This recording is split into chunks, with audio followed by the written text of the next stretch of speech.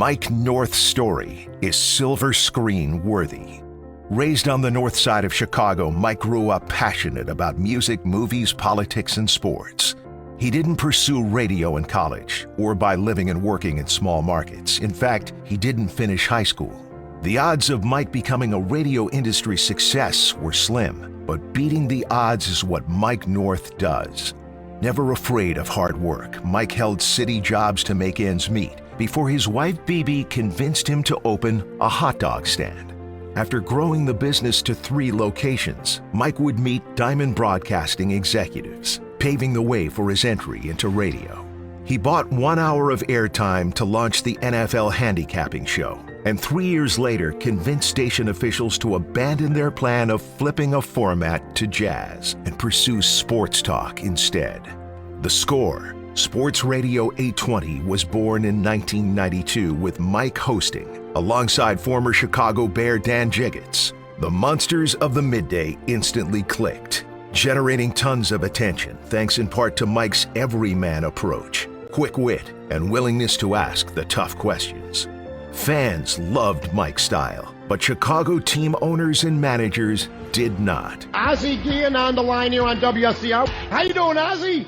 Oh, shut the up.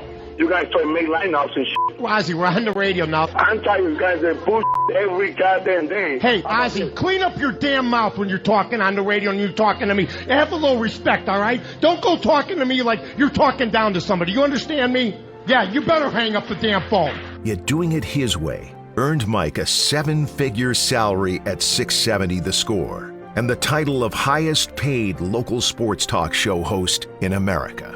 Mike then traded the local scene for the national stage at Fox Sports Radio before retiring in 2017. However, the legalization of sports betting would lure him back to the airwaves. Today, he can be heard on ESPN 1000 in Chicago, discussing the subject that drove him to buy airtime, sports gambling. Mike has enjoyed nearly 50 years of marriage, over 30 years in broadcasting, and now adds the title of recipient of Barrett Media's Lifetime Achievement Award to his Hall of Fame resume.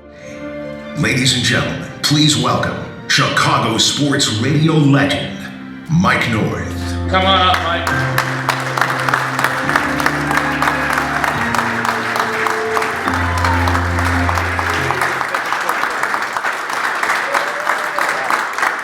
I don't know if Chicago can take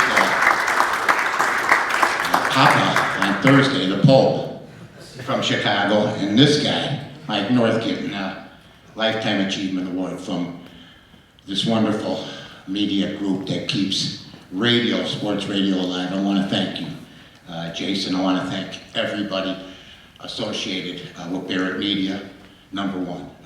He called me up and he said, hey, Mike, you want to come to the dinner? And I had seen the ad on X or Twitter or whatever you call it.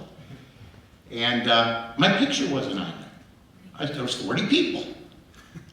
Now the old Mike North maybe says it differently, but I said, Jace, all due respect, I love you. But my picture's not even on the thing. He goes, I know, I gotta talk to you about something else.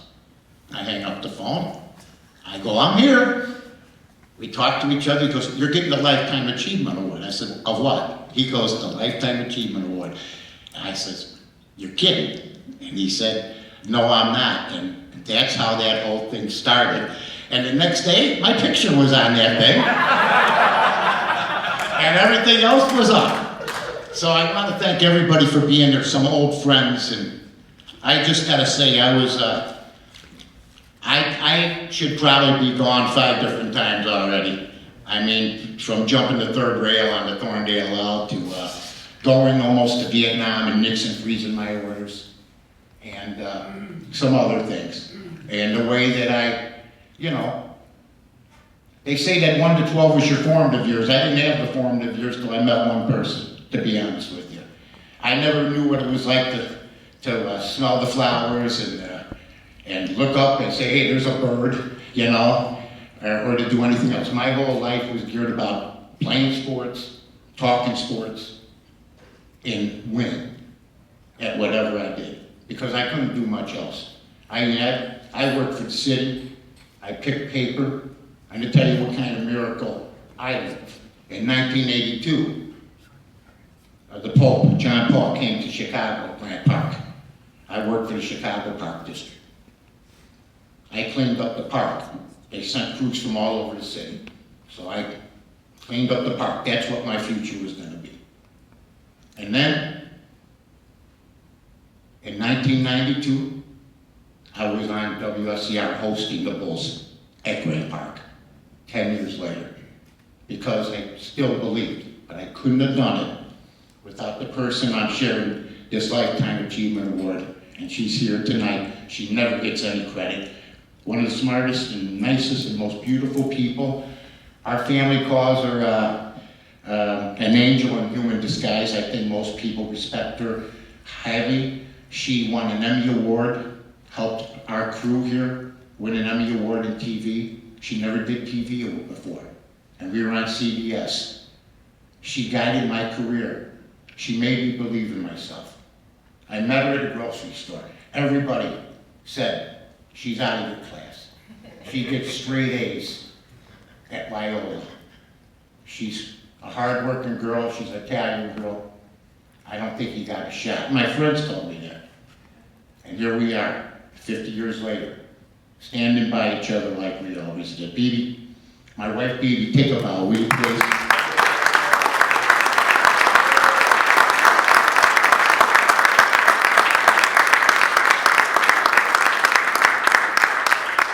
I was the last one to know what she meant to me. The last one. Because I was busy trying to make a station successful. I heard Danny, wonderful guy, wish him all the luck in the world. I really do. And I did 4 of those 18-hour things. We'll see if you get to 4 with those, Danny. Because that's a grueling thing. We raised money, and Danny's right. We should do that. And my wife made me realize that. And we gave to charities. We were fortunate. We made a lot of money in this business. It's the best business in the world. I would do, if I could have done 1 day of radio, sports radio, and that was it, I would have been happy. Because that was one of my dreams. Of course, I wanted to play for the White Sox. I wanted to be Nellie Fox. Of course, I went to acting school. I studied under David Mamet and wanted to be the next Earl Flynn or Steve McQueen. Of course, I wanted to start my own Webio service out of cars that would transitionalize sports radio called Webio. I had a bad investor. You win, you lose, but you get up. You keep going. That's what you do. So when I left WSCR after 16 years, I was in limbo, but I left on my own terms because I didn't like what the offer was, even though that wonderful station, and it is wonderful. It took me 20 minutes to talk the guy into it. I said, hey, what are you gonna do? He goes, I'm starting jazz. Now, if he doesn't walk in that day, I don't even know if anybody's here. I said, what are you gonna do that for? I saw Rob Peters coming. He goes, because I think I'm a music guy and I think it can work. I go, I think sports is where it can work. So we're over a hot dog here. There's people waiting in line. I got a business to run, but this is important. I'm only gonna get 1 shot. I told him, I'll tell you what you do. You go back and talk to your music friends and tell them what you think. There's 12 stations going right now. WFAN was one of them, but they didn't do all sports. I said, if you do all sports in this town, you'll win. He leaves. I chase him out into the rain. I said, don't forget what I told you. That weekend, he goes by to Chicago, sometimes Sunday, sometimes on a Saturday night, and the Tribune. He opens up the entertainment section, and he sees that there's only 3 or 4 ads. He opened up the sports section when the Sunday papers were like the Bible. He opened it up, he saw 40. That Monday, he meets with his people. They're meeting to do the station. What are we gonna call it? WJZZ, who are we gonna hire as a music guy? He goes, we're doing sports radio. Are you kidding me? You gonna listen to that goofy hot dog guy? True story. Because he came in, he goes, yeah. He goes, well, we don't know anything about sports, well, we better learn. And what these men did, Danny Lee took my vision, who should be in every Hall of Fame in broadcasting. because he has progressive rock, WXRT, which is unbelievable. And he hired the best lineup of all time. I kid sure enough, because WFAN started out with Was I Miss in the Morning. We had Tom Scherr. He was sort of like the frat boss, the Niedermeyer, if you will, of AM house. He didn't know what was going to hit him. Tommy gave us this credibility. And then I found out from Danny Lee, months before he died, we had a 3-hour get-together. And he told me that the toughest thing was to convince these guys to come over because of me and Dan Jiggins. Because Dan was a TV guy, hadn't done radio, and I had never done radio except record time. And in a year, it turned into a wonderful thing. And I want to credit my score, everybody at the score that I worked with, including the best lineup and the #2 franchise in the 90s, I always say, after the Bulls and Jordan, Sports Radio, and of course Dan Lee, Seth Mason, all those people, Tom Scherr, Dan Jiggins, Mike North, Dan McNeil, Terry Boers, Mike Murphy, the best producers in the business, Jesse Rogers, who now is a big baseball guy at ESPN. Guys all over that worked at the store, working in radio now, Jay Hood, Matt Spiegel, Larry Holmes. I call him Larry, but he said, don't call me Larry anymore, it's Lawrence, okay? And I hope he's here. And I see the score now, and I drive home, and the Cubs are on. And we were given 6 months. They said, you're a daytime only station, you're gonna get 6 months, and that's it. Chet Topic, everybody. You guys I looked up to. The newspapers do us to this day. Okay, no credit, okay? We have newspapers judging sports radio. They have critics judging sports radio when the papers are like car wash pamphlets now. All right? We know who the boss has been since 90 in this town. And we know, because we got 2 sports stations and they do pretty damn well, regardless of how they operate, and regardless of whether they keep ratings or not. We got 2 of them. We got papers struggling, laying off people, and they're gonna rate sports radio. I think if we rated the papers, well, we did in 92, period. There's something magical about radio. 4 million podcasters in this country of ours.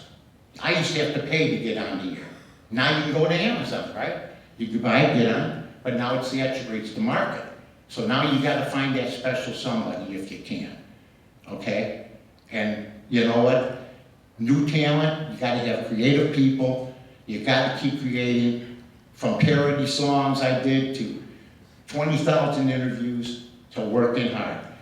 I just want to say to my family, who's not here today, but my mom and dad. My mom, I told her I'm going to be on radio. She heard me on radio. They weren't huggers or anything. They were very suspicious people. She said, how did you pull this off? And my father finally figured out that I might be something in radio when he got free nuts and screws at the hardware store.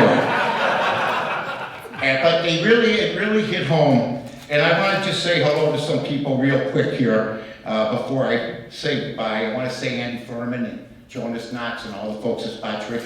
Bruce Gilbert, who hired me and told me, you're a superstar, you can help me bring back mornings at Fox, and we did. I said, we're on our way, we're going to the top. And then Bruce left. But that's okay. And then Jeff Schwartz left, who I love very much, who's been with me, one of the geniuses in sports radio. Then I went, of course, to ESPN, Adam Delavan and Jim Castor, and they just revived my career. I tell them I might not be here without that show, and they said, are you kidding me? I said, Carmen, what do you think? He goes, well, I listened to you in college, so I guess I'm getting old. But I'm not old, and that's the thing. I'm not old. I'm gonna go. I'm gonna keep going. I know I can do more than I'm doing. I'm capable of doing it, but if the phone don't ring, I'm happy with what I did. Because there's nothing like turning that knob and hearing it. There's no typing. Oh, I gotta get, there's a schedule. You know who's coming on. You know what's going on. We were before podcasting. We didn't care about podcasting. You better be there at 10, and you're gonna stay there till 2. It's about keeping your audience. It's about being creative. It's about living on the edge sometimes. About pushing the envelope, oh yeah. And sometimes you don't even know you're pushing it. You think that's you just naturally. I heard Ozzie Guillen earlier. His English gets worse as the Sox play. He spoke very good to me. He spoke very good to me. I just want to say thank you to a couple people here that I had come. First of all, Dan Jibbitz gives his regards. Bad back. His grandson's getting confirmed. Life goes on. He wishes his best. Tom Scheer, Dan McNeil, both said you haven't lost your fastball. Keep up the good work. Mike Murphy, all these people, Jeff Schwartz, they all wish me well. To hear from former bosses, I gotta admit, Mitch Rosen called me, my heart stopped. I didn't know what it was about. Then Bruce Gilbert, then we got the people from Scott, and then of course, ESPN, Danny Zetterman, just gratifying. We did our shows, we won Emmys, we had every major athlete on. He helped open up the Gibson Steakhouse. He owned it, Sweetwater, before it was Gibson's. He's owned many major restaurants in town, including the BBC. He did the Pasta shows for 2 years that won Emmy Awards for us. We had everybody from Jay Clamata, who threatened us if we didn't give him a big TV, to Pete Rose. Ladies and gentlemen, Tino Antonacci. Please stand, Tino. Come on. My buddy John Sumpers is here, the best man in the business when it comes to being a sideman. One of the funniest guys of all time. He worked with me on radio, TV. We brought him over, and he opened all our shows. It's John Sumpers. Jerry Reynolds is here, who did radio with me and TV. I told him, Jerry, I want to break the color barrier. I really do. And there he is, Jerry Reynolds. What? You need a good stage hand. Things for you. Andy Maxfield, Freddie Huber's here. Freddie, my partner for many years. Freddie, and everybody else, from Don Martin to Scott Shapiro, to John Momola, to Jen Patterson, to Jesse Rogers, to everybody I worked with. I thank you so very much for this. I saw a guy named Alan Jackson get a Lifetime Achievement Award last night on the country music award show, and he had a nervous condition, and he cannot perform up to his capabilities. And I realized how lucky I am. I was called a pioneer today in that beautiful article, if you want to read more, on barrettsmedia.com. I was called a pioneer, and I ain't wearing no coonskin cap. I'm ready to keep going. Thank you, ladies and gentlemen. Great job.